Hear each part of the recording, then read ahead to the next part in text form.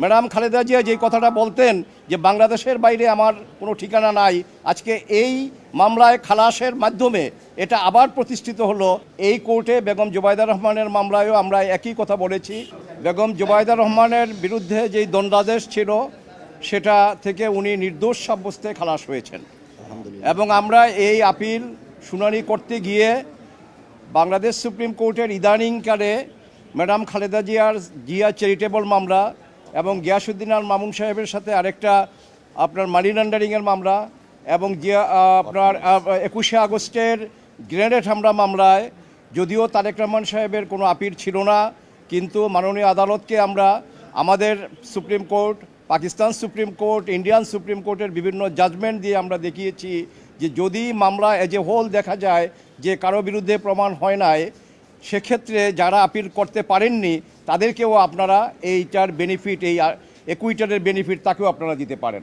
এবং সেখানে আপনারা জানেন 21শে আগস্টের মামলায় তারেক জিয়া সাহেবকে একুইটাল দেওয়া হয়েছে, অর্থাৎ নন অ্যাপিলিং একিউজ যারা তাদের সবাইকে আপনার একুইটাল দেওয়া হয়েছে। এবং জিয়া অরফেনেজ ট্রাস্ট মামলায় এবং আরেকটা মানি লন্ডারিংয়ের মামলায় যেটা গিয়াসউদ্দিন আল মামুন সাহেবের সাথে, সেখানেও তাকে নির্দোষ সাব্যস্তে মাননীয় প্রধান বিচারপতির নেতৃত্বে আমাদের ফুল বেঞ্চ অ্যাপেলেট ডিভিশনের ওনারা বলেছেন যে অন্য কনভিক্ট যিনি আপিল করতে পারেননি এই খালাস বা এই একুইটারের ওয়ার্ডার তাদের বেলায়ও প্রযোজ্য হবে।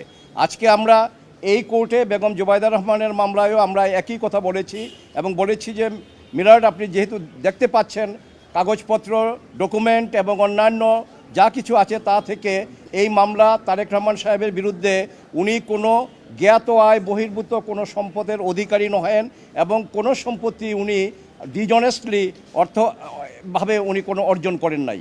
আর কাজেই আপনি যদিও উনি আপিল করতে পারেননি, আপনি এই খালাসের বেনিফিট বা এই জাজমেন্ট যাতে ওনার বেলায়ও প্রযোজ্য হয় আপনি সেটা করতে পারেন। এবং মাননীয় আদালত আমাদের কথা রেখেছেন, আমাদের কথা শুনেছেন এবং উনি এটা গ্রহণ করেছেন এবং জাজমেন্টে উনি অর্ডার পোর্শনে পরিষ্কারভাবে উল্লেখ করেছেন যে মিস্টার তারেক রহমান সাহেবকেও এই মামলা থেকে নির্দোষ সাব্যস্তে খালাস দেওয়া হলো।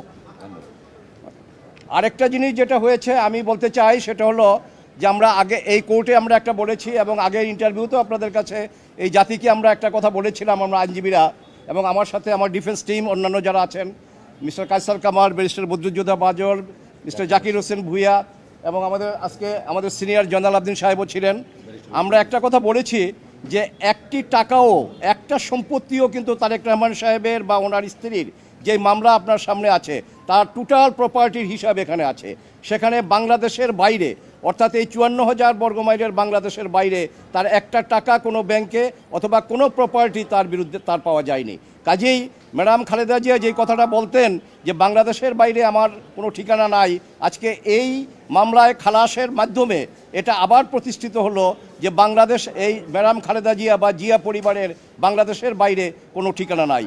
আজকে 18 বছর 17 বছর উনি লন্ডনে আছেন ভাড়া বাড়িতে। কাজেই এই মামলা 7 সনে শুরু হয়েছে, 23 সনে জাজমেন্ট, উনি 8 সনে 9 সনে লন্ডনে গিয়েছেন। যদি কোনো সম্পত্তি লন্ডনে থাকতো বা অন্য কোনো দেশে থাকতো সেটা এনে আবার চার্জ অ্যামেন্ডমেন্ট করে তারপরে তাকে সাজা দেওয়া যেত, কিন্তু এই ধরনের কোনো কিছু পাওয়া যায়নি। কাজেই আল্লাহ রাব্বুল আলামিনের দরবারে লাখো কোটি শুকরিয়া। আমি এবং আমার ডিফেন্স টিম যারা আমার সাথে ছিল আমরা এই মামলা যথাযথভাবে কোর্টে উপস্থাপন করতে পেরেছি এবং রায়ে নির্দোষ সাব্যস্তে বেগম জুবাইদা রহমান এবং ওনার স্বামী মিস্টার তারেক রহমান খালাস হয়েছেন। আমরা আল্লাহর দরবারে আবারও শুকরিয়া জানাই। মেলিসিয়াস প্রসিকিউশন অনারেবল চিফ জাস্টিস সাহেবের আদালতে যেই মামলাটা হয়েছে সেখানে আপনার জিয়া চ্যারিটেবল ট্রাস্ট মামলায়, আমার যত মনে পড়ে জিয়া অরফেনেজ ট্রাস্ট মামলায়, সেখানে বলা হয়েছে যে দ্যাট ওয়াজ এ মেলিসিয়াস প্রসিকিউশন।